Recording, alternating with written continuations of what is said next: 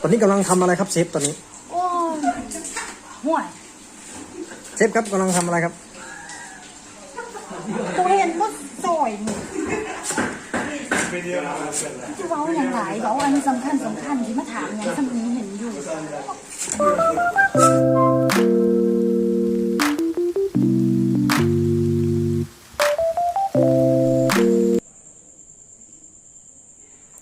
มื้อนี้แม่วันที่1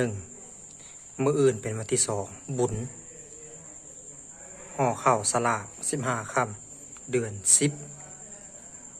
มื้อเบิกสันทวารเปล่าว่าเดี๋ยวนี้เดือนธันวาแล้วเดือนกันยาแล้วไวขนาดก็สบายดีท่านผู้ทุกคู่ทุกคนมื้อนี้เขาจะมาเบิ่งการจัดเกี่ยมเฮ็ดบุญห่อข้าวสลากมื้ออื่นเนาะอยู่ที่วัดลาวพุทธคยานานาศาสตร์กระทั่งแม่ครัวทั้งคณะสงฆ์เพื่อกะจัดเตรียมความเป็นตามประเพณีของบ้านเฮาเนาะต้องได้เฮ็ดกันทุกปีอยู่แล้วแต่ว่าฮานอยบ่ได้ถ่ายปีนี้ก็เลยตั้งใจเฮ็ด YouTube กันสิถ่ายหมดทุกอย่างเนาะเดี๋ยวจะมาเบิ่งการกะเกี่ยมของเพิ่นกำลังเฮ็ดข้าวสลากอยู่ทางนั้นอันนี้เป็นสังฆทานที่เฮาจะถวายมื้ออื่นนี่เรียนกันหลายๆนี่แม่นสังฆทานที่เฮาจะเอามาถวายพระสงฆ์เนาะ28ถังหลายกว่า28เนาะเอาไหมนี่มันติด28นะ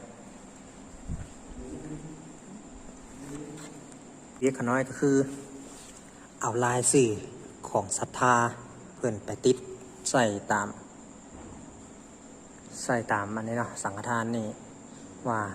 เพื่อนจิจับสลากเด้เวลานั้นเพื่อนจิจับสลากคืออยู่บ้านเฮาเพื่อนจิจับสลากเพราะว่าเป็นบุญห่อข้าวสลากถ้ามีกับบุญห่อข้าวประดับดินบริไทยบุญห่อข้าวสลากอันนี้เพื่อนก็จะเอาลายสื่อมาจับสลากก็เป็นลายสื่ออันนี้มี36กล่องนั่นแหละรวมทั้งพระสงฆ์แล้วก็นิมนต์พระมาอีกเนาะเพื่อนก็จะถวายเป็นถังเป็นกระตาไปเลยเป็นของไซของซอยที่จำเป็นเนาะนี่พวกแซ่บพวกขนมบิสกิตพวกขนมปังเกลือสบู่ยาสีฟันทั้งหลายน้ำแล้วก็จะมีมากไม้ทั้งลุ่มมากไม้มากตอกอันนี้คือสังฆทานของแท้ที่พระสงฆ์เพิ่นใส่ได้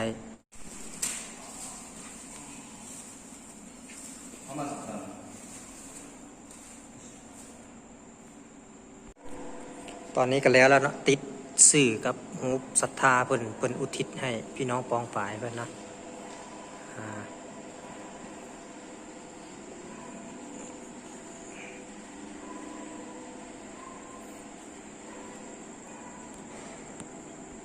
next บัดนี้เขากลับมาห่อสลากบัดนี้สื่อเจ้าภาพเดียวตอนนี้ก็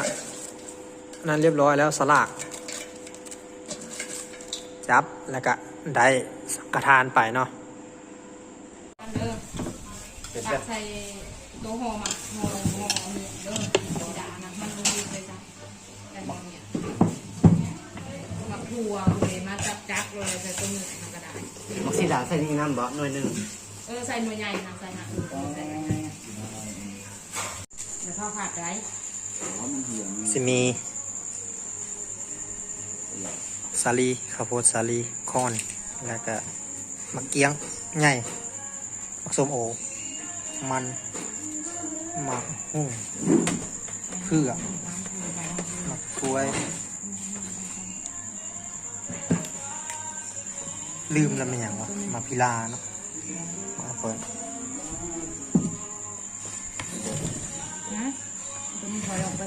มะกีก็มี This one today night or tomorrow this one? tomorrow Tomorrow. yes ข้าวสลากป่าเลยเนาะป่าไก่ซีน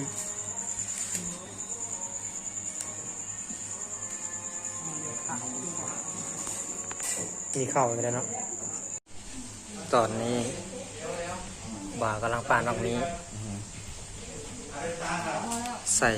ข้าวสลากคณะในครัวจะเปิดเห็ด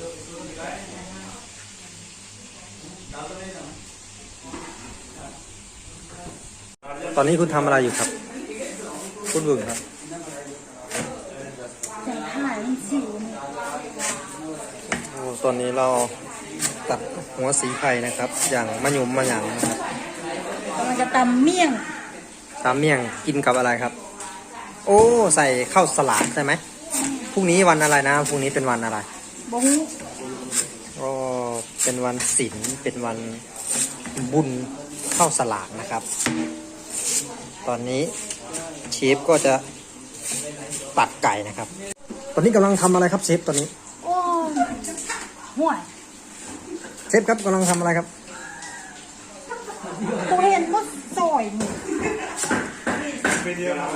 จะเว้าอย่างไรเว้าอันสำคัญที่มาถามอย่างสำนี้เห็นอยู่ เชฟไก่นี่ทำอะไรครับเชฟ เจ้าเคยเห็นเขามาทอด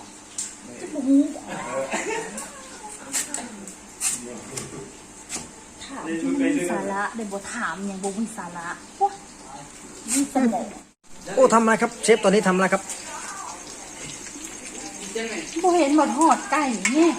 โอ้ย เชฟ นี่จะถามอยู่หน้าที่ร้ายอยู่อันยุ่งมาก ทำอะไรอยู่ครับเชฟ เอาเบิ้งบ่เห็ดเนี่ยโอ้ยถามเรื่องถาม ทำอะไรอยู่ครับเชฟ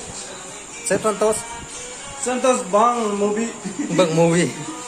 เบิ่งมูวี่จุดแปลกคือการติดสื่อใส่สังฆทานของศรัทธาเพิ่นแต่ละอันนั้นเนาะแต่ละถังเนาะหลักๆอะแม่ใจคำแม่เซนนารีโอ้หลายจื่อสื่อเพิ่นบ่ได้เนาะเดี๋ยวติดตามส้มมืออื่นขน้อยจะถ่ายวิดีโอเต็มๆในการถวายเฮ็ดบุญวันพระเนาะวันพระใหญ่15ค่ำเลยเดือน10เข้าบุญห่อเข้าสลากแล้วก็เพิ่นสิจับสลากแล้วก็ถวายเป็นสังฆทานให้แด่พระสงฆ์เป็นองค์ๆแล้วก็เพิ่นก็นิมนต์พระจากวัดทางนอกเข้ามารับสังฆทานหลายองค์นะเดี๋ยวอย่าลืมกดไลค์กด Subscribe กดแชร์แล้วก็อย่าลืมคอมเมนต์แสดงความคิดเห็นให้กันหน่อยเด้อเดี๋ยวมื้ออื่นพอกันใหม่สำบายดี